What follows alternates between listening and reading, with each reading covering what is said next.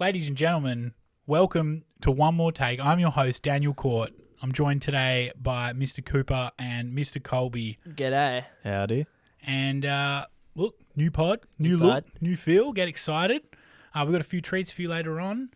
Today we'll be discussing the great Shawshank Redemption, Love it.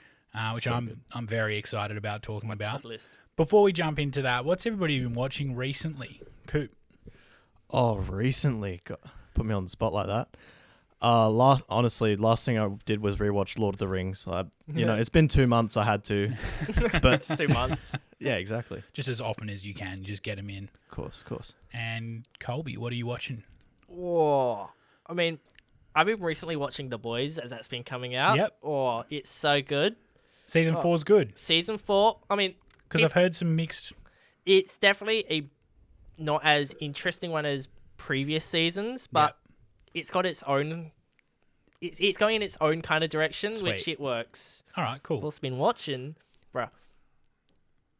It's YouTube, so it kind of does... Yep. I'll allow That's it. it. I'll allow It's it. the how it's made, man. Okay. How it's yeah. made. I've just gone down that rabbit hole. I went down it like 6 months ago. Wait, are they those like documentary style where it's like this is how they make it's like chocolate the 5 bars? minutes, 5 minute episodes. Yeah, of that I've been going down that. Oh, There is something uniquely satisfying that scratches like the ADHD in my brain, and it's I get the vibe. I want to make my own one of those type of things. Like me just making a fucking birdhouse. Yeah, just like perfectly. Yeah. No, that is extremely satisfying.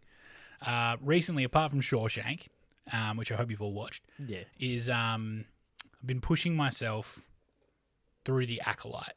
Oh, you Yeah. poor soul. I know it's Tough. It's been tricky. I'll be honest. I haven't heard much after the 3rd or 4th episode. Yeah, it's cooled off a lot. I think that there's always going to be that initial wave of people hating on something for some fairly rudimentary reasons. And I think that they kind of forget that what they're watching is ultra sci-fi. That being said, they made some choices that I think were questionable and that I think lost maybe some faith that they had with the fans. Because, I mean, a lot of people were coming off of Andor and were like, this is great. I can't wait to see what they do next. Like, it'd be interesting to see something like Andor but with more lightsabers. This is not that. Is it good in isolation? I think it has its merits. Do they waste some big name actors that they kind of put front and center for the billing? 100%. But hey, that's neither here nor there, and we'll talk about that in more detail, I'm sure, on another episode. Yeah. Now, had either of you seen Shawshank Redemption before we decided to talk about it on the pod? Yeah, I it's one of my top films, and then that was why I put up when we were first coming up with ideas for this podcast. We'll go into this stuff later, Yeah. but I put it as one of my 3, and then we needed something. Now I'm like, you know what, Shawshank Redemption. That's what we're doing. So I've rotated something else up. But You can't go wrong with Shawshank. Yeah. What about you, Cooper? Had you seen it beforehand? I can remember the first time I saw it with my dad. Yeah. He spent a while trying to hype it up to me, and I was like, oh yeah, whatever. I was a bit ho-hum about it, but when I finally sat down with him, gave it a shot, it was fucking phenomenal. Next There's level. no other words for it. It's It's the epitome of a real slow burn. Yeah. And I can't give it enough credit. It's so well done. It's so good. I was excited when you guys mentioned Shawshank.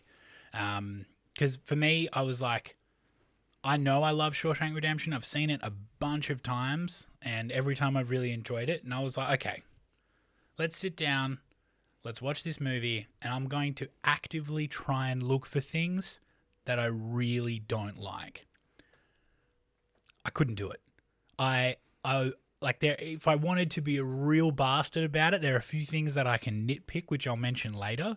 But for the most part, it is so well made and so beautifully put together that you can't go wrong with a bit of Shawshank.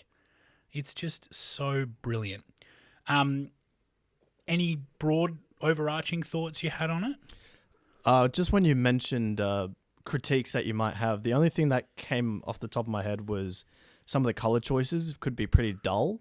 Yep. But even then, you could argue that it makes those bright moments. I mean, think of the end at the beach. It makes those moments that much more beautiful. That beach part. Zawataneo. It's so weird, man. He just happened to be going on that part of the beach at that exact time where he happens to be there.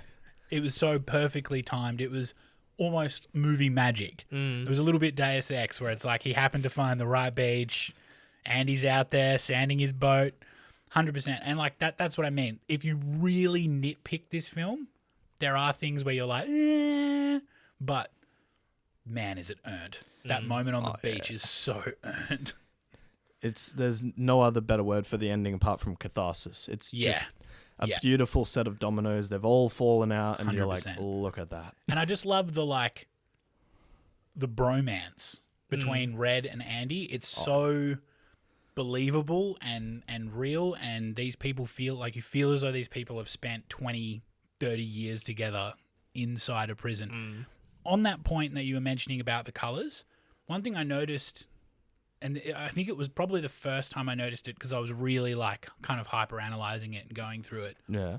All the shots inside the prison, you're right, are pretty dull. Very. Bar a few exceptions.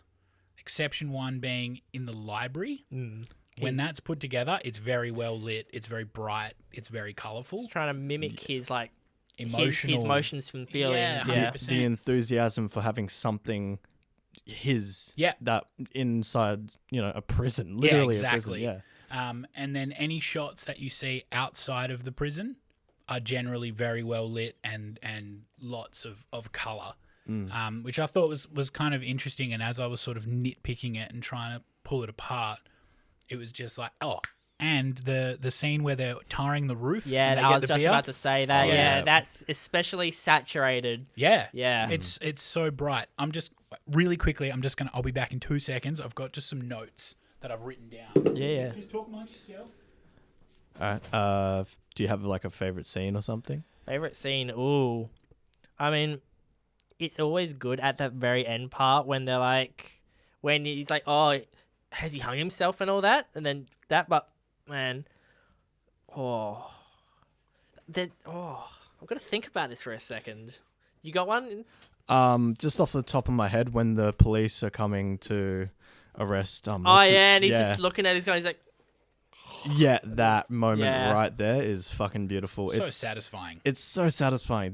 The end, just seeing Andy, call him out for all these tax exemptions he's made and things like that. All of that coming together is just the financial infidelity in this film is unmatched. Oh yeah, I used to joke that tax evasion was my favorite hobby, but this guy brings it to a whole new level.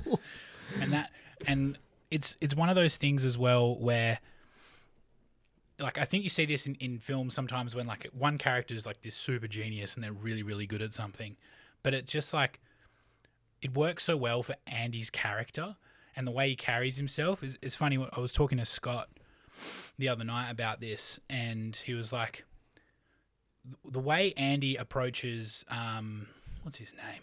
The captain. I forget the captain's name.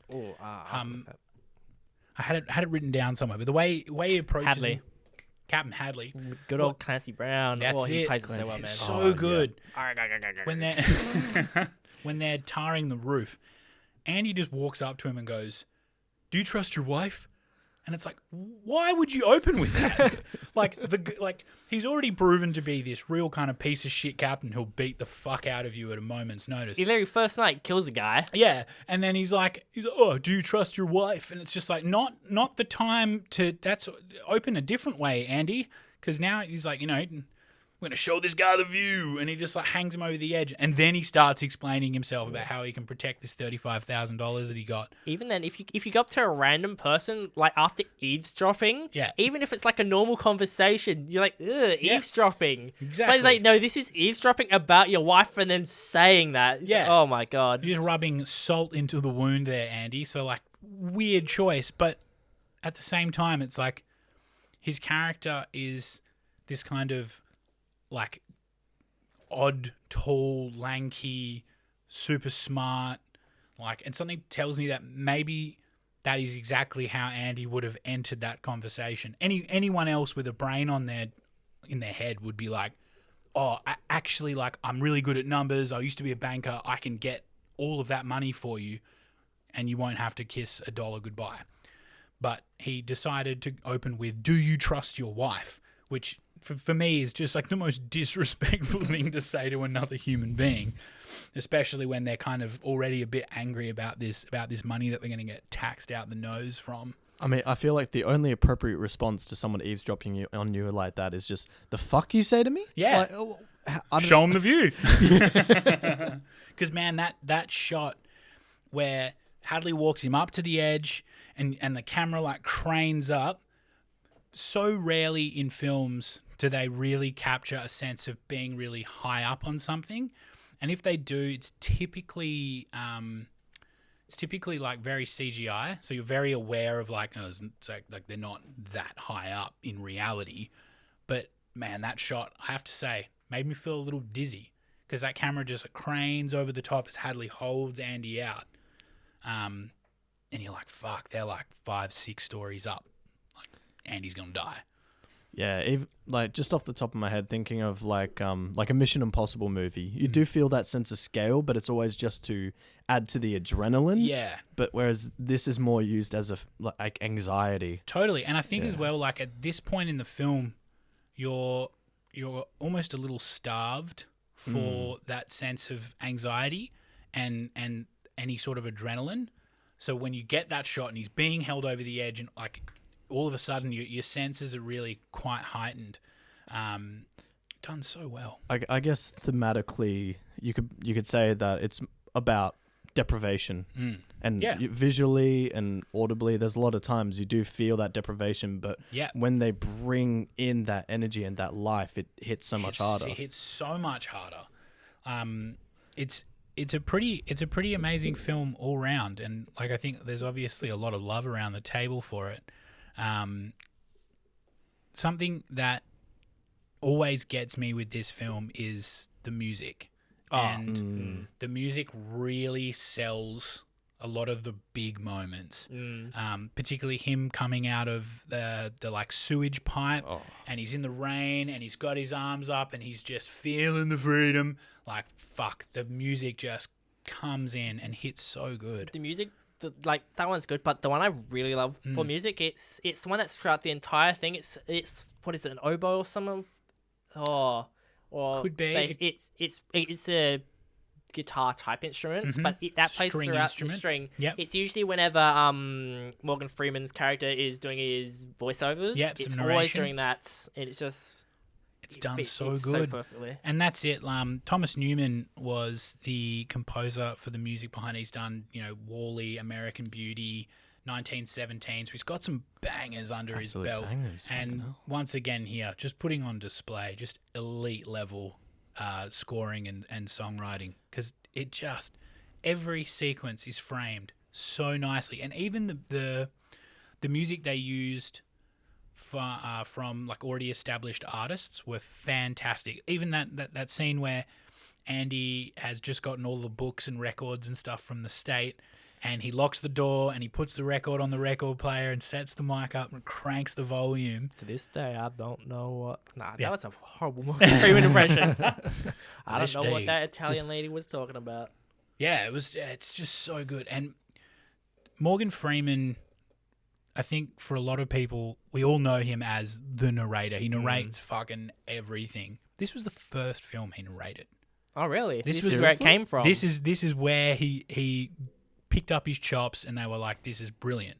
And apparently they recorded all of his voiceover stuff in like 3 weeks before the shooting of the film so that they could like listen to it while they were on set to set up scenes and whatnot. But then in post-production, they needed to re-record all of the narration again because apparently the original recordings weren't done in like a proper studio. So they wanted to get them really, really clean. But it blows my mind that somehow, because how old was Morgan Freeman when they made this film? Is like he would have been probably in his 40s. I was going to say 40s. Yeah, I'd say Do we want to take a little bet? Oh, okay. As Colby's looking it up. Okay. Yeah. I'm going to say 43. Oh, I was going to say 43. Yeah. All right, I'll go 45. 45. I'll take the over. Colby? About 58. Oh, yes. Fuck. He was a 60-year-old before 2000. Holy shit. Okay, wow. All right. Yeah, because it came out in 1955, and he's 87 now. He's 87. He looked great. Fucking hell. Morgan Freeman he's looked like 60 forever. I think he looks the same throughout all of them. They kind of look the same throughout the entire movie, maybe except for Andy. They do a little bit aging, but graying. Yeah. This the timeline of it. I've got it up here. It's over 25 years. Yeah, he's in the big house. Yeah, for a he's long like from time. January 28, 1948, and then he escapes. Where is it? March 12th, 1975. Holy shit. That's one thing that you don't really realize when you're watching it, other than the small dialogue where Morgan will say he's been here for like 20 years and all that. They kind of drip feed it to you, but it's only in sections, so it's like one section he's like, you don't notice it. Yeah, it's like that. The only thing that really changed, the only thing that can really visibly see about it changing is you go from like the 50s style of like 40s, 50s styles of cars. Yeah. Then it goes up to when the greaser comes in. You're like, oh yeah, it's different eras and all that. Yeah.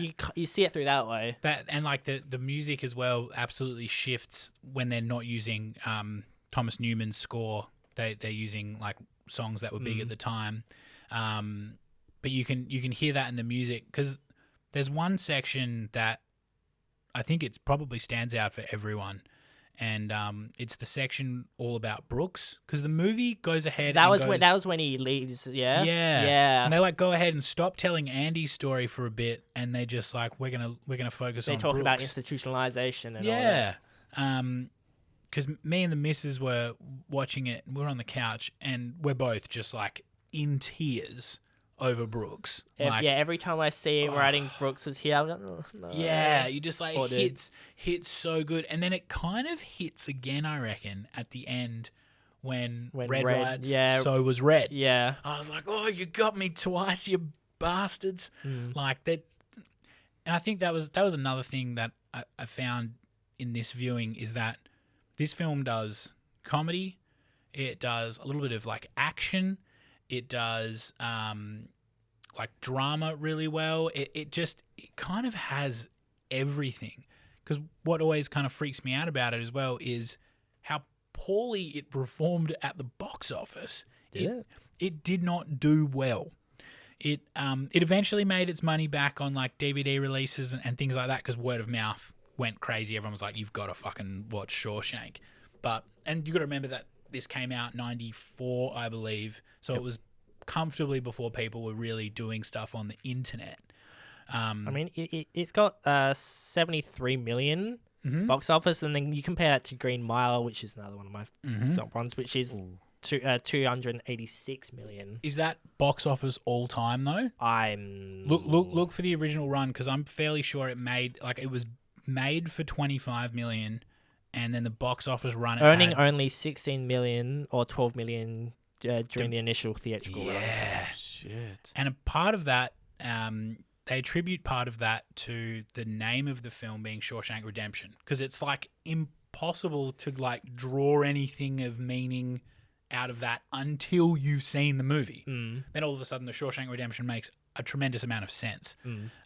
So it's 94. Year I was born, nice.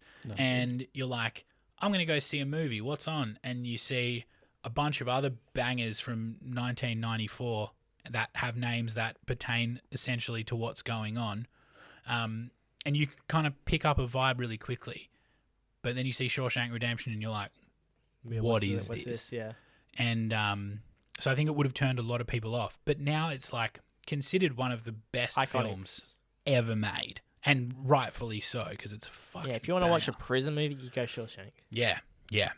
Which I think is why it's interesting, because Green Mile is another prison film from 94, I believe, same year. I believe it was the same year, or at least around the same time, and it's just like 99. 99, okay, so quite a few years later. But it was like, I feel as though we don't really get a good prison movie anymore. Whereas back then they were pumping them out and they were generally pretty good. What do you mean? Death Race was a good prison movie. The Jason Statham epic. Oh my god. They made like 4 of those.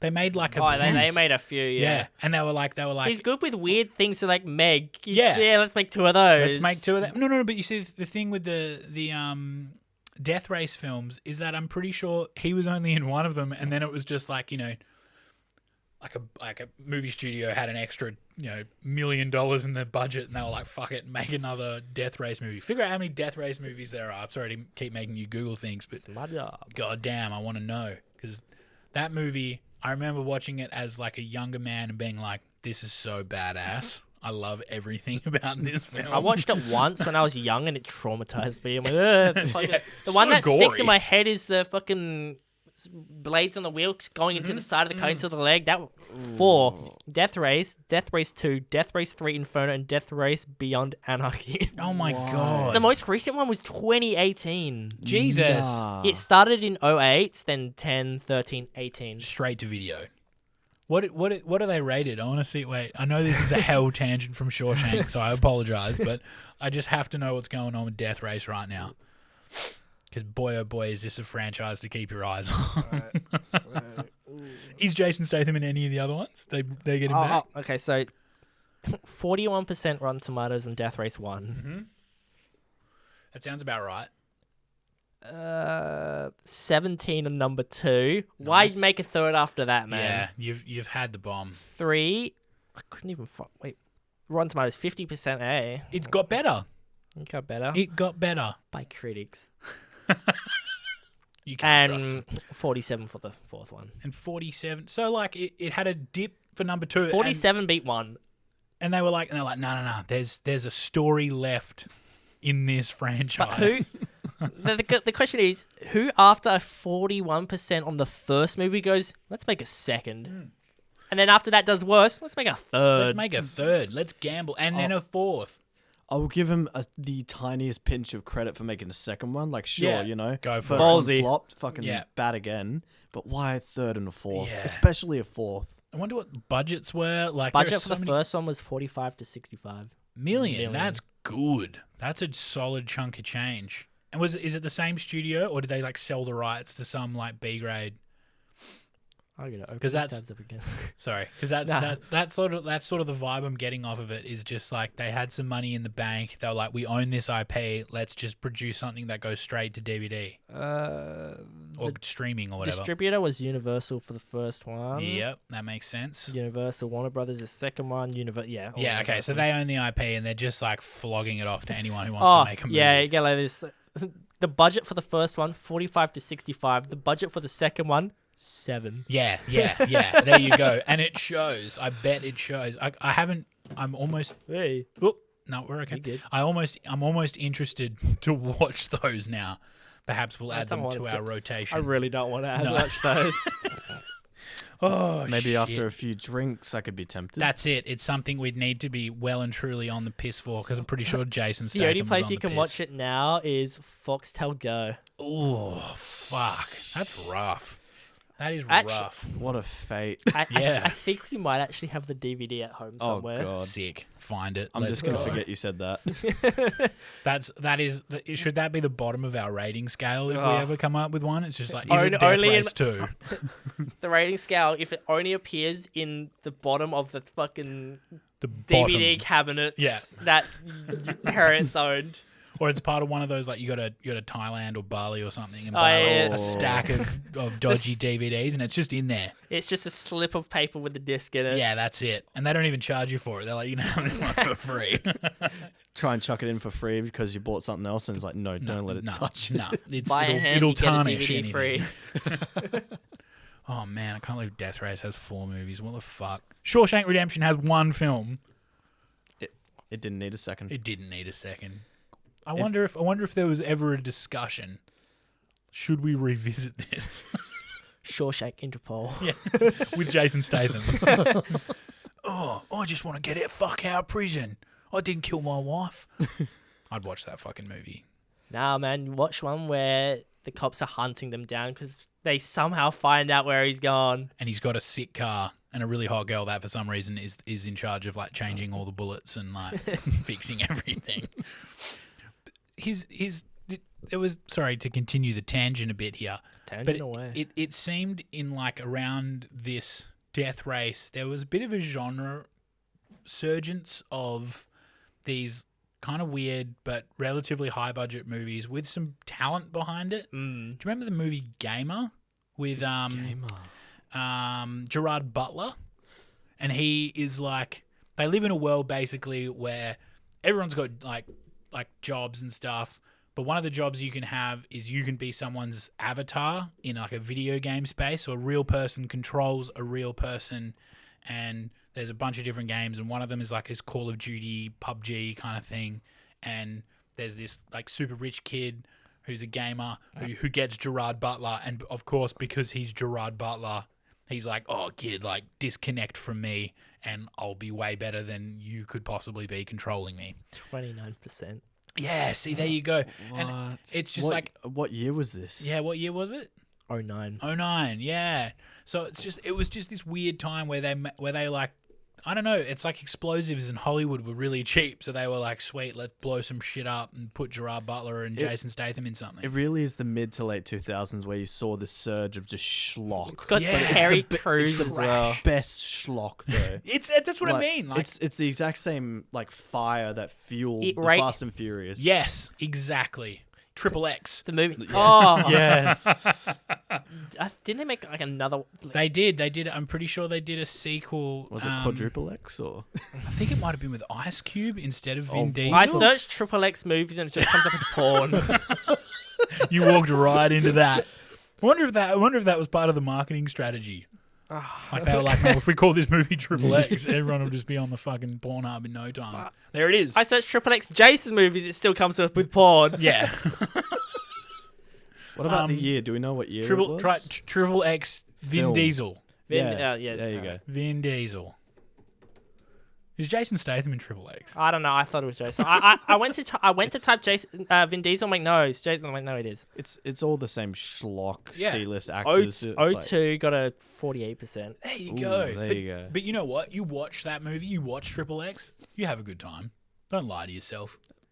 I'll eat a whole zinger Yeah, box. 3 Triple X, then watch Triple X Triple X. State of Union, then Triple X Return of Xander Cage. Oh, did they get Vin back for the That was return? 2017. Click on it. Do What? we? Oh, they did. I remember this. They tried to my relaunch the God. franchise. Ugh, gross. Damn. Oh, they sucked Sam Jackson into it. Of course they did.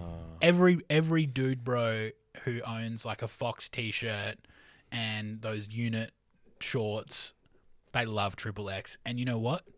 They deserve it because it's fantastic. Do you remember Riddick? Same. Chronicles of Riddick. Chronicles of Riddick. Riddick was cool. Hey, that's a stand. Okay. Because they made a shitload of these as well. Yeah, I think I know at least 2. Because there was another one, but it wasn't called Riddick. It was like There's Riddick, the Chronicles of Riddick, Yeah. the another Chronicles of Riddick, and Pitch Black. Pitch Black. Pitch Black, yeah. I actually think is the good one. Actually, I think Pitch Black's the first one. Yeah, I feel That was as though that one 2000s. was cool. Because was the game based on the movie, or was the movie based on the game? That was a game. Yeah. What? You guys don't know about this? No. Oh god, I'm aging myself. Yeah, look up. I was about to search Triple X games. That's not. No, I just don't understand how so many of these blockbusters back in the day got these like straight adaptations in video games, so you don't even know. Vin Diesel's cancelled Yeah. Triple X game. No, not the Triple X game. Riddick. Oh, fuck yeah. Like, Just because Vin Diesel's in it doesn't mean it's I'm getting Triple my X. movies mixed up.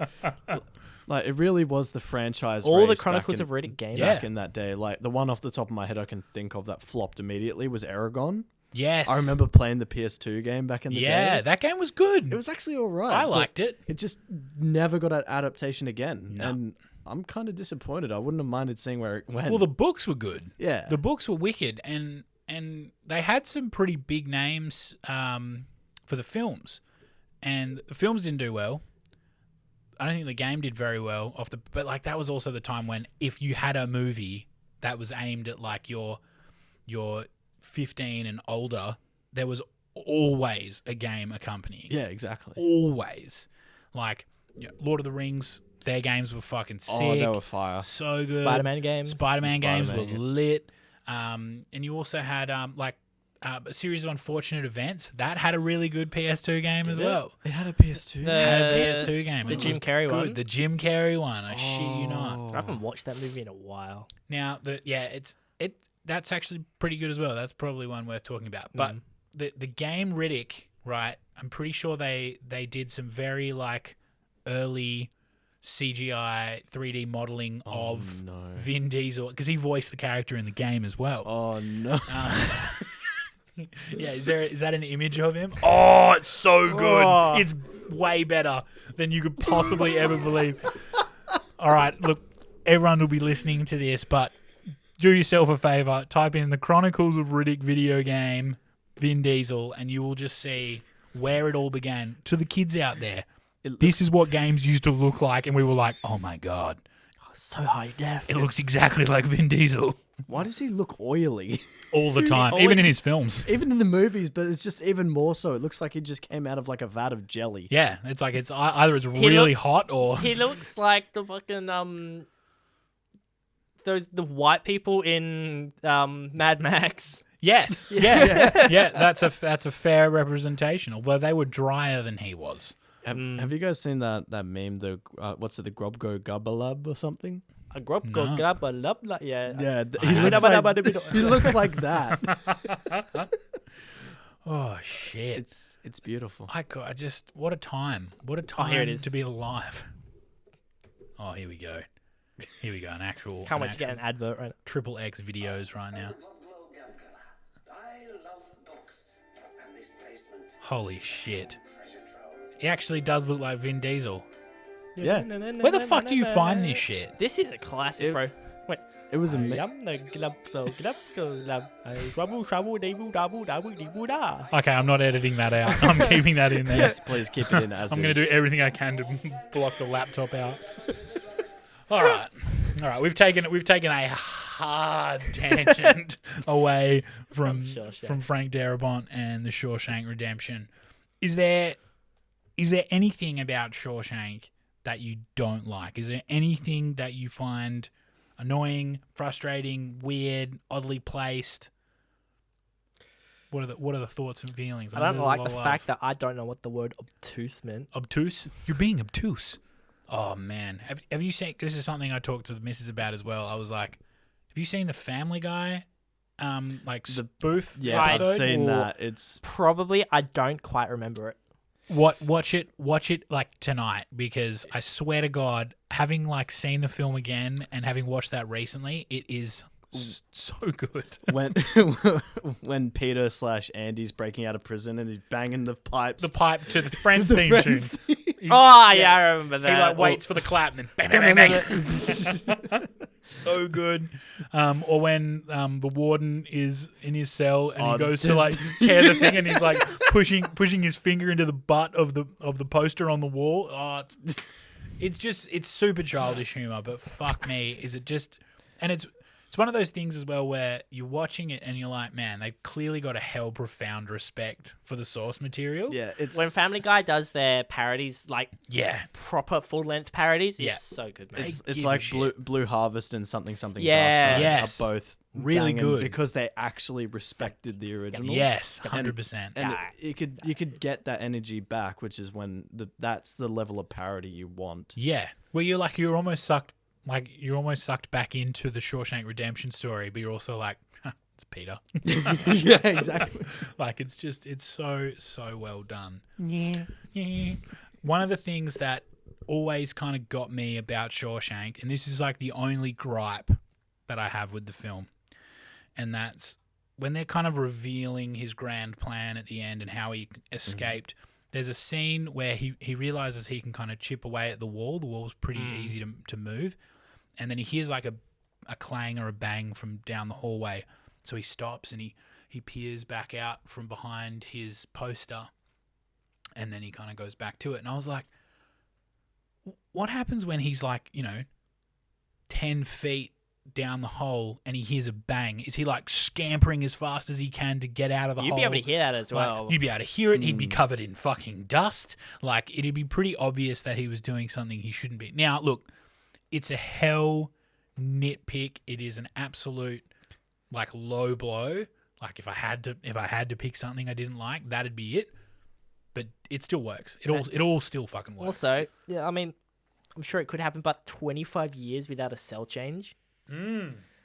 Like, I'm sure in most places you change cells. That's a very good point. I guess the point was that it was such a flawed system in Shawshank that it let Andy escape because he knew what he was doing. Took advantage. It is that level of disbelief. I think it can just maintain it. Yeah, that's it. They ride that line so close, but it's like, he could have gotten away with it. Because, I mean, like, look, if you think about it, it's like the amount of work he'd already done for the guards and people kind of liked him, and he was doing a lot of work for the warden, so he's very well protected. So it's kind of one of those things where it's like, yeah, okay, maybe they didn't flip Andy's cell all the time. Yeah, maybe they didn't do that to sort of like they would have left him alone. Yeah, it's one of those things you can infer that he's wormed his way after years and years of just being there, that they just didn't really care about him, except for those moments where he was openly defiant. Yeah, he's part of the furniture. Yeah, exactly. Yeah, you don't even notice him. Cold, drink a water. Oh, I love him. Yeah, just get into it, Colby. Just open it up. Just having a snack, people. It's all good. For those who don't know, I've got Lifesavers banana lollies. Yum. They printed the tear here label like a centimeter or two to the wrong side, so I'm trying to tear there to be quiet, and it's not doing it. I'm like, what the fuck isn't it doing? And then I'm like, oh, there's the line. No. Also, ladies and gentlemen. Ooh. $400 to whoever can guess what sort of liquid that was. Just off of the snap. Have a little snack break real quick. Got to stay energized on the pod. Absolutely. If you're out there listening right now, I recommend you have a little snack too. Rehydrate. Yeah, rehydrate with fizzy something. I was thinking about this thing at work today. I'm like... Into the microphone, Colby. Yeah. Because every time I have a Sprite... Well, there we go. Oh, there you go. You should have thought of it before, ladies and gentlemen. Yeah, we fucked up. Yep. Every time that I have a Sprite from like the 1.5 liter, the 1.25 or the 2 liter, it doesn't quite taste the same as when you get it from that 600 ml. It tastes so much better from that small bottle. Yeah. Yep. What is it about those like 600 ml bottles? I reckon they just slap harder. Extra carbonation. It's probably, yeah. It's just That's what I was saying. I reckon it's also because like most of the time you're not drinking from the big bottles straight from that little gap. You're always pouring it into glass, and that has time to decarbonate, whereas you're always drinking it from that little cap. Straight from the air. Yeah. That's probably That could be part of it, absolutely. Do you know what is super satisfying, though? There's a scene in Shawshank, way to bring it back, Dan. Hell yeah. When they're on the roof and they get the beers. I can't remember who it was. One of them just takes this almighty swig of the beer, and like a little bit squirts out at the end, and that's acting. Oh man, I like every time I see him take a big swig of that beer, I can taste the beer. I can taste how cold and delicious it is. Like they've just been on this fucking roof, tarring it. Like imagine tarring a roof. Like, so you know when you got a mop and you got the mop full of water. Now imagine that mop full of tar is way heavier, and you're just like, you've been pushing, and you got to put so much of it on that fucking roof, and you've just, like, you still got to go to prison afterwards, but it's just like, man, that cold beer and the sunlight hitting it, and it's just that beautiful piece of levity that you need. Oh, it's so good, and it's so satisfying. I even love the fact that one of the guys goes up to Andy with a beer, and he's like, do you want a beer? He's like, nah, stop drinking. And he's just got this shit-eating grin on his face. And I'm just like, this is one of those really satisfying moments in that film, especially because he was so close to being thrown off the roof by Captain Hadley. So, like, just the way that guy drinks the beer, I will remember forever. Speaking on that kind of guy, have you ever thought about in movies, like, when there's, like, a gang like the Red and that little gang? Yep. You always have the main characters they always know, so you're like, you're Red, that guy that's walked over.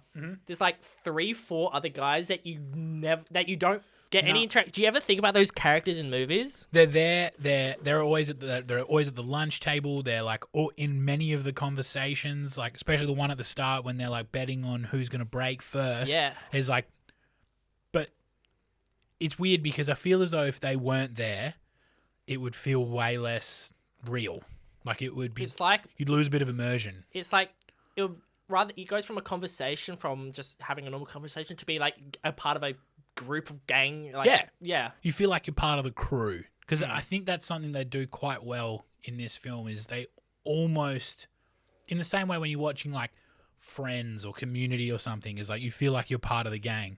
It's like when you're watching Shawshank, to say you feel like a prisoner is not the correct term, but you feel as though you're like on this journey with Andy. Yeah. You're not like passively watching it, which I think speaks volumes to how amazing this film is. 2 hours and 22 minutes, pretty decently sized film. It's a good amount of time. I remember when we went to watch it, I told my miss, I was like, look, this goes for 2.5 hours, and she's like, oh, I might like drop out like kind of halfway through. Not that she's got like a bad attention span or anything, but like some Jesus, sorry, just knocked my stand there. But after a while, sometimes it's just like, yeah, cool, I'm kind of done with this, I want to do something else. Nah, we were locked in. We were locked in the whole fucking time, from the minute it started to the minute the credits rolled.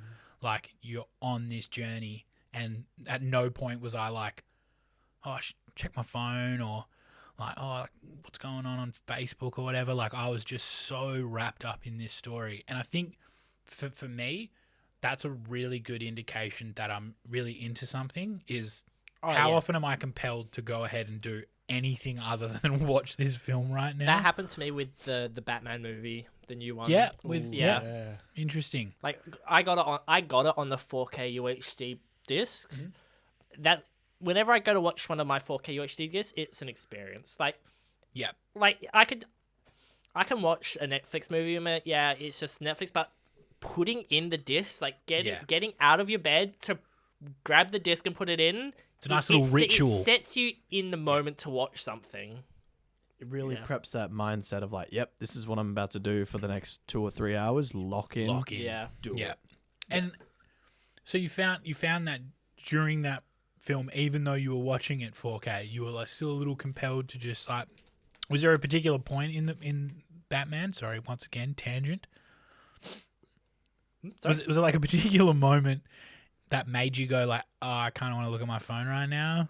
No, I'm saying I didn't. Really You didn't know you were locked in. Okay, good. No, excellent. Right, because I like that movie. The one thing that, I mean, like, it's a good movie, but the one thing that sticks in my head is when sitting in the cinema, like all of it's cool in the cinema, but sitting in the cinema. And when the engine starts rumbling, you feel. I was there with my friends, and you could feel the chairs starting to rumble. Yeah. That sticks in my head, and that's what every time I go back, I'm waiting for that. Even though I don't feel the rumble in my room, it's still there. Because you've got a sick TV in your room. You got a really nice, big one. You got a really nice screen. I need good audio, sound. Then I'm set. Yeah. Another one's like that is Oppenheimer. Yeah. Like, the music in that one, and like, can you feel the music and the bomb dropping? Yep. The audio for that is what brings me back, man. Yes. Yep. I think that's a big thing for a lot of Christopher Nolan's films as well, is like the sound design is so critical to what's happening on screen. Once again, short tangent here, but I watched Oppenheimer for the first time very recently. Really? Very recently. I didn't get to see it in theaters. And it is a beautifully made film. It's a beautifully shot film. The sound design is incredible. The shots are amazing. The way that they tell Oppenheimer's story, I think, is really good. The acting's incredible. The writing's incredible. It is not a movie that I don't think I'll ever watch Oppenheimer ever again. I think it's one and done. I got to the end of it and I was like, thank God that's over. And I know people are probably going to push back on this quite a bit. I'll push back a little bit. But fuck, it was a slog. Like, it is a hard film to watch. I mean, when I went in to watch it, I had a feeling, because I saw it was 3 hours. Then after about the first hour, it got into its second stage. I'm like, oh, they're going by 1 hour segments. Because the first hour is about him growing up and all that and becoming the guy who he was. And then up until that first hour mark was that. And then the first hour was when he starts talking about the atom. Yep. And that's when it starts to convert into building the bomb. Yeah. And that lasted another 1 hour, pretty much to the dot. Yeah. And then so I was sitting in the cinema, I was waiting for each mark, and then the last hour is the trial. Because that's what I thought was kind of weird about it, is like how happy they were to jump between timelines at certain points. It felt a little disconnected sometimes for me, because it was like they opened sort of at the end and then they went into kind of his life story, but there were still times where they would like jump between, like, for example, all the shots that were in black and white. Black and white are the present time. Yeah. So it was like there was a little bit of like actually it's not switching back and it's not necessarily the present time. It's Robert Downey Jr.'s interpretation or his perspective of it. Yeah.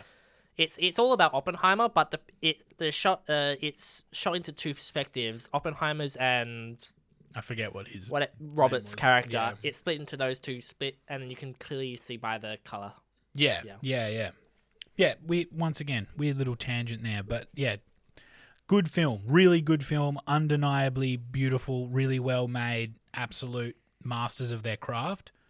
It's not a film I'm gonna rush out and go and see again. I waited a little bit. I've actually watched it 3 times already. Wow. I watched the first time in That's cinema, and I watched it a second time with my parents because I bought I was looking everywhere to find the 4K disc. I couldn't find it, and then I finally found it, and it just happened to be the steelbook. I'm like, let's go. Tempted. So I watched that with them, and then I think it was maybe like a month or two ago. I'm like, I'm feeling for another Oppenheimer. Let's go. Let's go again. All right. Maybe I need to view it again. Maybe I will watch it one more time, just to give it the true country try. Now, there were a few, bringing it back to Shawshank Redemption, there were a few other people that were talked about to play Andy.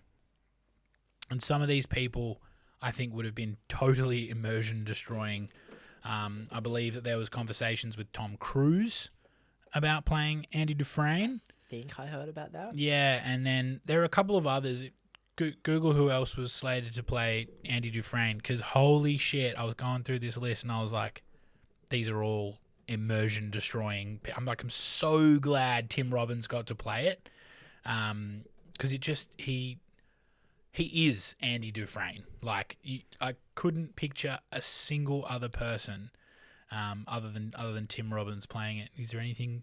Is there anything there? But yeah, see, Tom Cruise, nearly played by Tim Robbins. Oh, fuck! Could you imagine Tom Cruise as Andy Dufresne? I don't want to. No.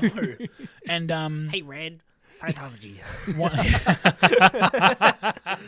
So have I got a deal for you? Wait, was he into that in the 90s? Yeah, I'm pretty sure he's been a long serving member of that fine community. That very interesting. Excellent community. I think I've only watched him in that one with the alien war where he keeps the Groundhog Day type one. Oh yeah, Edge of Tomorrow. Edge of Tomorrow. I think that's about the only one that I've seen him in. That's really good. I fucking love that movie. It's a really, really good film. What's that scene where he enters is it the captain's office? I forget what it is, but he's like it's like the general. Yeah. The general, and he's narrating everything that's going to happen in that conversation. He's like, "Oh yeah, pick up the phone. You'll be good at 2:00." She's about to come in and ask you these 3 things. Yeah. Very, very well done. Good. Groundhog Day, but an action sci-fi movie, and done so well. See, that's fucking that deserves a sequel. Bringing it back. Yeah.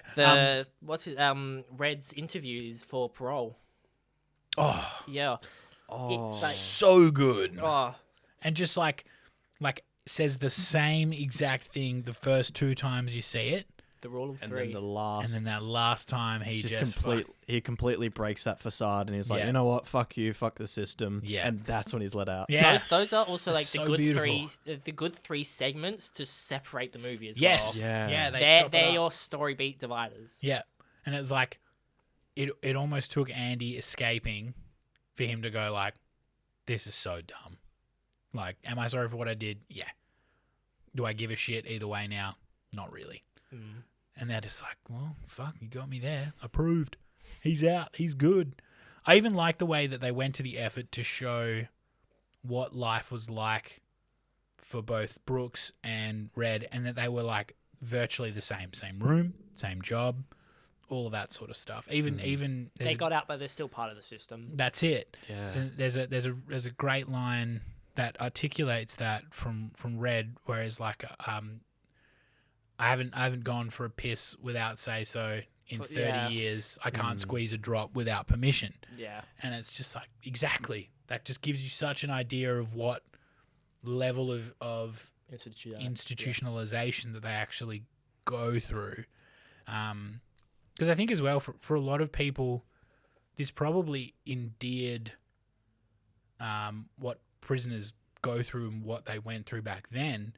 And a lot of people were like, fuck, yeah, like, you know, some kid... No wonder there are reoffenders. Yeah. And like, you know, some dude commits this stupid crime when they're a kid and they've been locked up for 50 years and then they come out and they're like a totally... like me at 17 versus me at 29 is like two completely different people. I'd have fucking smacked the shit out of 17-year-old me because that person was an idiot.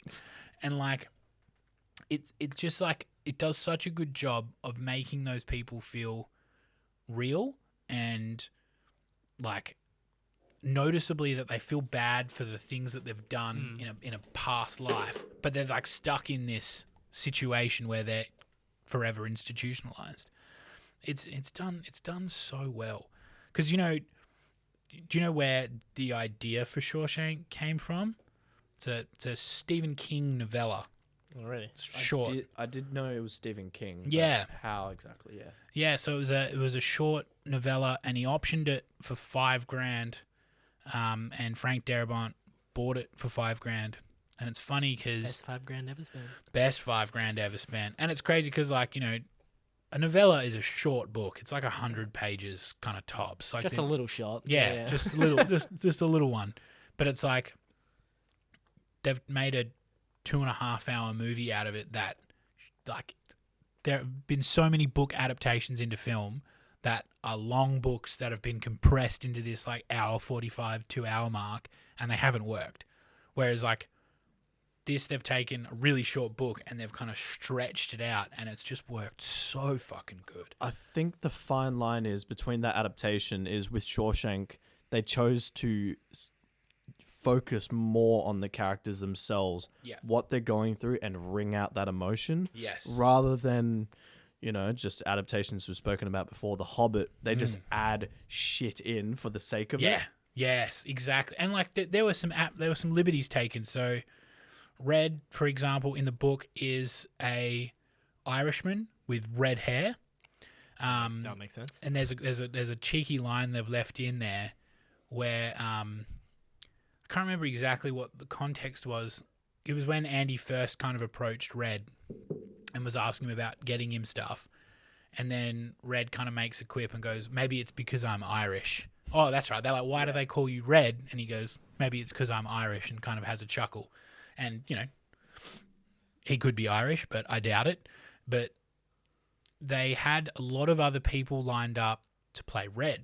Like, I think Harrison Ford was on there as someone who could have played Red, which I thought was... I can see that. I can see that being quite an interesting choice.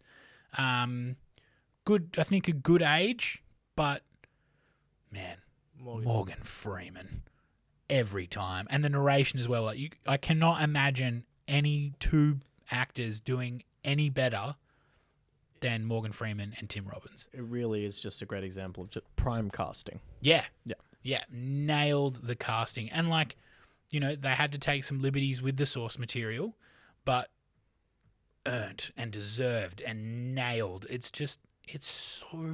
so good. What's that guy's name? Which one? William Sadler. What's his character's name? This guy.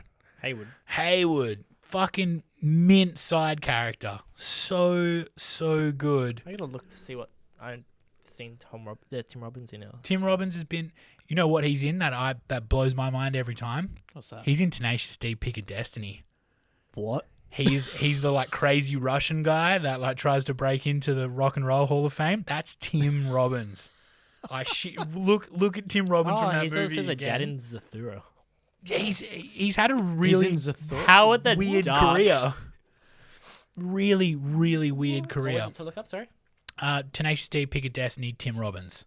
So good. And such a sick character from that fucking movie. Yeah, that guy. Oh, it's Tim Robbins. He looks like a more methed up version of the guy from Lord of the Rings. Yeah. He's cooked. Yeah. He speaks with the Russian accent. It's so intense. He looks at like the in Toon Towers, you know, the dude from the hills who like cut his hand. He's like that. But on serious amounts of gear instead of whatever the fuck they're on. I don't know what he's on in that film, but I can just see Jack Black and Carl Gass being like, dude, should we get Tim Robbins to do this fucking bit? Like, it's not a big character. He's in the movie for very, very little of the film, and he plays someone who has like broken legs, and he wants the Pick of Destiny. But man, it's so good. If you haven't seen that movie in a while, I recommend it. I think it's time for a rewatch. Yeah, it's a very fun fucking movie. Oh man, so good. All right, is there anything else in my little notebook that I want to mention? Oh, this was crazy. Got some fun facts for you. The baseball scene where Red's like throwing a baseball back and forth, and Andy comes over. It's the first time they kind of properly interact with each other. That took 9 hours to shoot. Really? And Morgan Freeman came to set the next day with his arm in a sling because he was throwing the ball so frequently that he just like all of his, and as we mentioned before, like he wasn't a young man. Like, spend 9 hours throwing a ball, like you're gonna end up hurt. I thought that was fucking wild. Also, the check that Frank Darabont sent Stephen King, $5,000. Stephen King framed it and sent it back to Frank Darabont. And with best $5,000 ever spent. Best $5,000 ever spent, with the note, in case you ever need bail money, which I love that. Like Stephen King would have seen the film and gone like, yeah, you fucking nailed it. Like, this is exactly what I was going for with my book, and you can have your money back. Like, go for it. That's sick. It's so sweet. And then my last one was one I mentioned before that. Surprisingly, this was the first time Morgan Freeman narrated something, because you say Morgan Freeman, I immediately think he's the master of narration. He's just got the most beautiful voice, and even the cadence that he has is just it's silky smooth, and you're just totally lost in it the whole time. That the whole film wouldn't have been the same without the narration. There's a reason that they picked Freeman for the role of God in Evan Almighty. Exactly. There's a reason. Bruce Almighty? And Bruce. Oh, is he in both of them? He's in both of them. Yeah. Yeah, he's because Evan Almighty was with Steve Carell. Yeah, that's the sequel. Yeah, okay. Yeah, but both are good. I haven't seen the Steve Carell one. I've only seen Bruce Almighty. The Steve Carell one plays it more straight. It's not as funny, but it's still a good watch. Okay, cool. I will check it out. Gags, but it's because it's the Noah's Ark thing. It's more of a religious version of Almighty. Interesting. They took it in that direction. Why not? Why not? But honestly, if I just found out God was Morgan Freeman, I wouldn't be surprised. I believe it. Yeah, that makes sense. Makes sense. Yeah, I wouldn't. Yeah, exactly. I wouldn't even question it. Like Morgan Freeman's God, I know. Yeah, and the sun goes up. What else? yeah, exactly. Doy. Oh fuck. Well, I think we've done a pretty good job there of having a look at Shawshank Redemption, and look across the board. I think we all really like it. There's not really much we don't like about it. Yeah. I admit the only thing that's hard for me to watch is, what's his name? Describe the scene. Well, it's when the librarian goes out into society for the first time. Brooks. Yeah, that's Brooks. the one, Brooks. Yeah.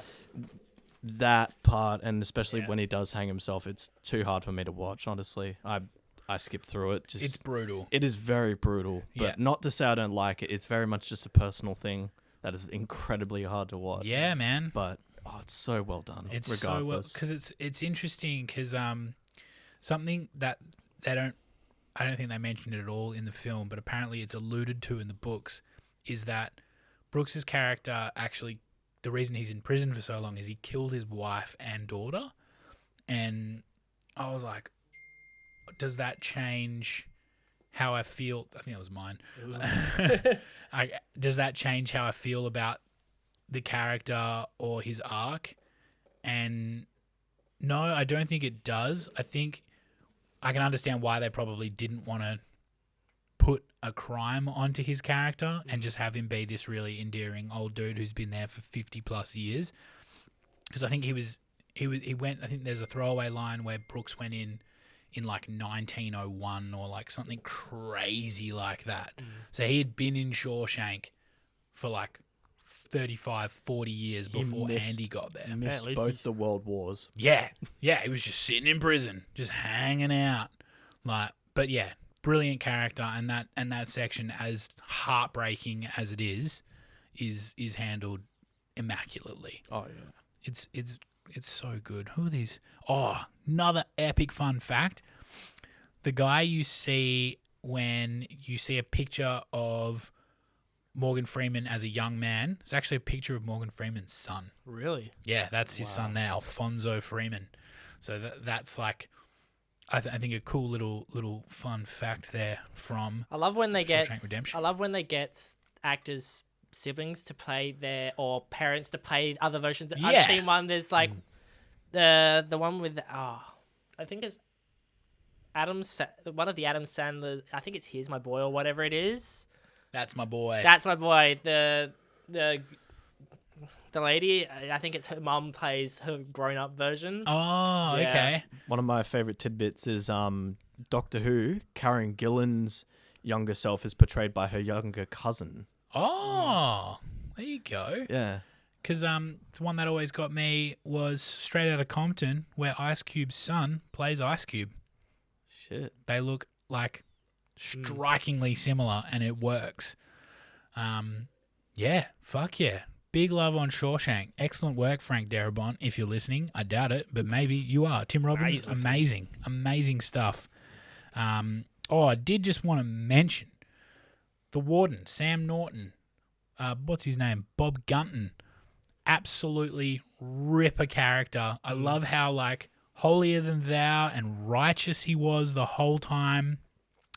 My favorite thing is when he opens up the Bible, and he notices salvation lies within. Yes, it's so good, because like even when he goes into the cell and he sort of starts like preaching at Andy, and Andy just like, yeah, no, I know that Bible verse, and he comes back to, he's like, oh, this is my favorite verse. It's so good. And then at the end, when it's all coming crashing down on the Warden's head, and he opens up his safe and he realizes that it's all gone and all that's left in there is Andy's Bible, and he opens it up and you just see the cutout of the hammer, and you realize that when Andy's cell gets flipped and the Warden goes in there, he's like holding the Bible, and he even walks out of the cell with the Bible and then hands it back to Andy through the bars. And I'm just like, that is such beautiful but very like subliminal, like if you're not really thinking about it, you might kind of miss it, but there's just this like, he could have stopped Andy from escaping Every just time by taking the fucking I watch Bible. it, I forget that it was in there the whole time until that last time. I'm like, that's right. There it is. It's so good. It's so satisfying. I think everything about this fucking movie is very, very satisfying. If you haven't seen Shawshank Redemption, do yourself a favor. Make some popcorn, open a beer, sit down on the couch, and just strap in. You can watch it literally. It's Netflix, on, Stan, Foxtel, Binge. You can buy it from You've YouTube, really got Google, no Apple, excuse. Amazon. There are excuse. no excuses. You really should watch this movie. It's probably one you've seen covers of. You've seen it parodied on Family Guy. Like, you've probably heard or seen this movie in some capacity. Sit down, watch the whole thing. You'll never, ever regret it. Now, we have in front of us a spinning wheel. We do. I'll get that prepped. It doesn't have anything on it right now, but boy, oh boy, is it going to have some things on it in a minute. How many sections is it? 12. It's 12 sections altogether. So what we're going to do is Colby's going to put 12 films onto our spinning wheel. We're going to spin it around, and whatever it lands on will be the topic for the next episode. But what I want to encourage everyone to do, because we're gonna video this, we're gonna chuck it on our Instagram, we're gonna put it on TikTok, all of the favorite brain rot sites. Jump on, watch the video, and go ahead and comment some movies you guys would like us to watch. We'll add them to the spinning wheel, and who knows, if you're lucky enough, your movie might be the next one that we do. Now, we're super open. We'll watch anything. You want to send us something crazy? You want to make? Send us some XXX. Yeah, you want to make us watch XXX? You want to push Colby XXX, through episode 4 of the Death Race franchise? Please do add it to the list, and I think you'll be very, very surprised at just how funny it is to watch Colby squirm through movies he hates. Yeah. So get excited. All right, we're gonna put this together. All right, so each of us will get 4 movies we'll throw into it. I'll let Dan pick a movie first. Oh, man. Okay. No pressure, Dan. Pick a movie. American Beauty. American Beauty? I'm going to do it. With a controversial one. Why is my text Love some not spacey. working? I love me some Spacey. You know? And it's the most accurate role he's portrayed. Allegedly, yeah. He was acquitted. Yeah. But no, most accurate role he's ever played. It's so good, though. Oh, yeah. No, unironically, it is great. I love American Beauty. I just don't want to recommend it to people because, yeah. Look, like art from the artist. Kevin Spacey, not a great guy. The character he plays in that film, also not a great guy. Death of the author here. Yeah, but goddamn, is it a good fucking movie? Very good movie. American Beauty. Seeing a family fall apart at the seams. Beautiful. A man's midlife crisis. A full-on midlife crisis. Cooper, pick a movie. Memento. Tom Cruise is that? No, it's Chris Nolan. It's like, isn't it Chris Nolan's first feature? I think it's his first feature. Yeah. I'm thinking of another one that's Tom Cruise. I'm thinking the one where it's the Top Gun. No, I'm thinking of the one where it's a cop where it predicts the crimes.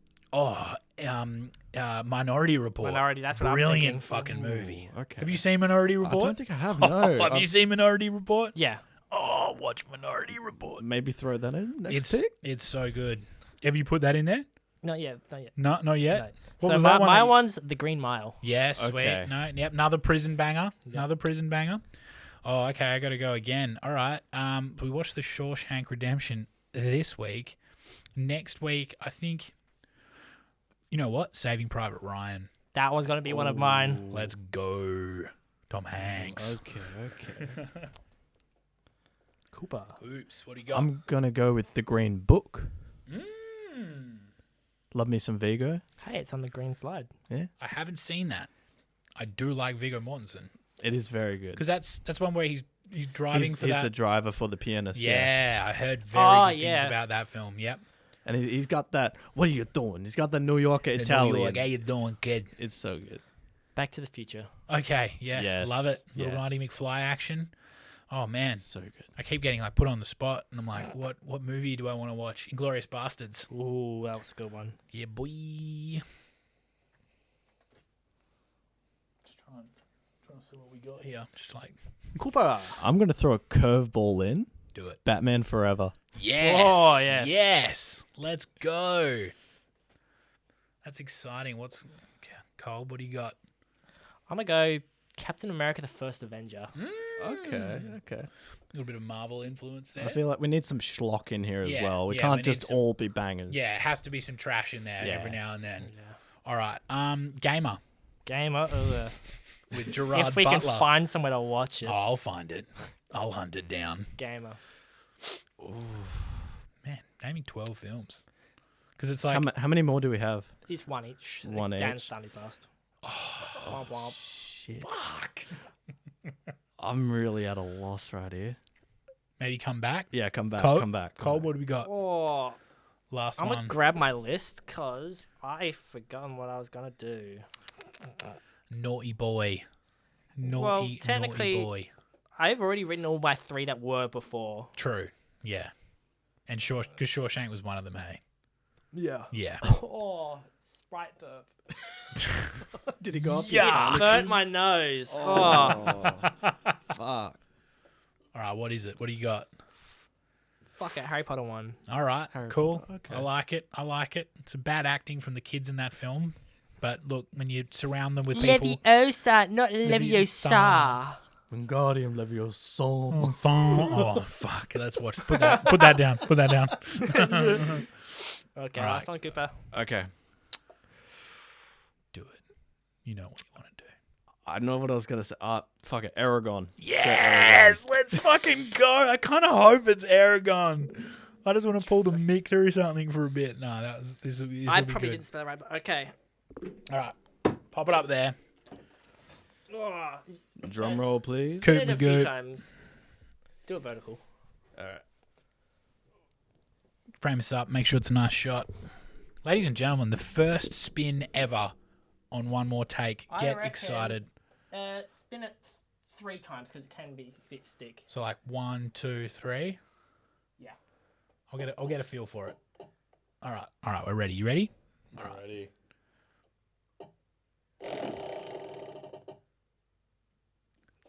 American Beauty. American Beauty. Let's fucking go, That was yours, yeah. Yeah, that was mine. First one. Wow.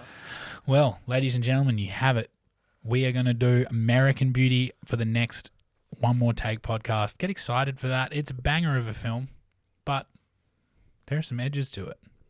We'll find them. Well, what do you reckon, gents? That was the first one for One More Take. I'm pretty satisfied. We had a good look at Shawshank Redemption. Now we had a few nice little tangents, which I thoroughly enjoyed. Cheers for joining us, guys, on the first one. Cooper, Colby, always a pleasure. Good Likewise. to be here. You. All right. Ladies and gentlemen, hope you enjoyed it. Catch us on the next one. Follow us on Instagram and all the good stuff. Love you heaps. Ciao.